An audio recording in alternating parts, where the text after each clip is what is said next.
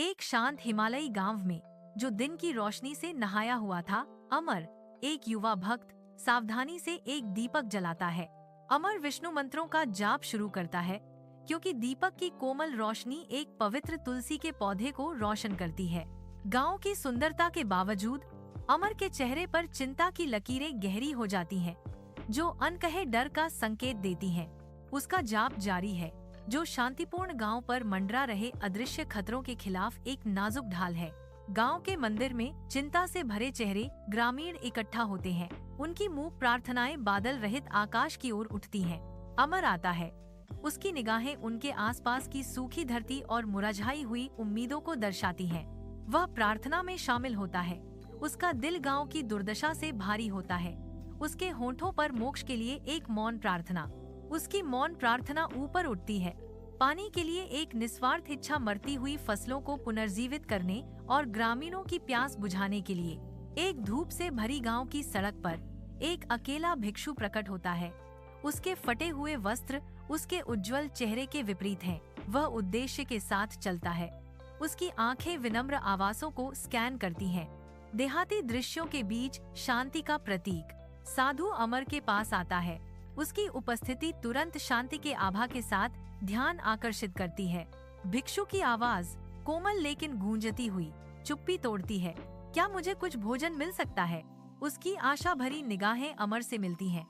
गांव के दिल में पोषण और संबंध के लिए एक मूक गुहार। अमर का विनम्र निवास गरीबी की बात करता है, जिसमें केवल मुट्ठी भर चावल बचे हैं। करुणा से प्रेरित अमर एक घूमते हुए साधु को अपने चावल का आखिरी हिस्सा देता है। साधु का थका हुआ चेहरा शांत मुस्कान में बदल जाता है। उसकी आंखों से कृतज्ञता झलकती है। अमर के निस्वार्थ कार्य को साधु के प्राचीन ज्ञान से मिलाने पर आदान प्रदान का एक गहरा क्षण। साधु अमर को वरदान देने की तैयारी करता है। उसकी आंखें अलौकिक ज्ञान से चमक रही हैं। नंगे कमरे में एक दिव्य वादा हवा में लटका हुआ है, जो अद्वितीय उदारता का इनाम है। गांव के खेत के दिल में एक चकाचौंध रोशनी फूटती है, जो एक असंभव परिवर्तन का संकेत देती है। शी का नश्वर रूप चमकता है और फीका पड़ जाता है, जिससे भगवान विष्णु की विस्मयकारी उपस्थिति का पता चलता है। 4 दिव्य भुजाएं प्रकट होती हैं, प्रत्येक में शक्ति और अनुग्रह का एक पवित्र प्रतीक है। शंख सृजन की ध्वनि के साथ गूंजता है। इसका सर्पिल रूप नई शुरुआत का वादा करता है।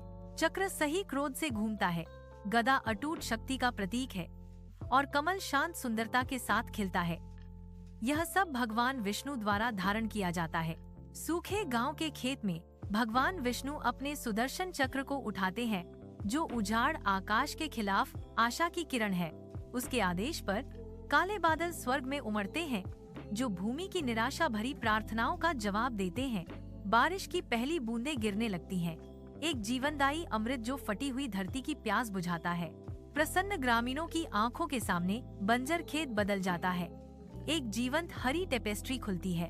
अमर और ग्रामीण चेहरे ऊपर की ओर विष्णु के प्रति भक्ति में डूबे हुए हैं, उनके उद्धारकर्ता। जैसे ही जीवन उनकी दुनिया में लौटता है,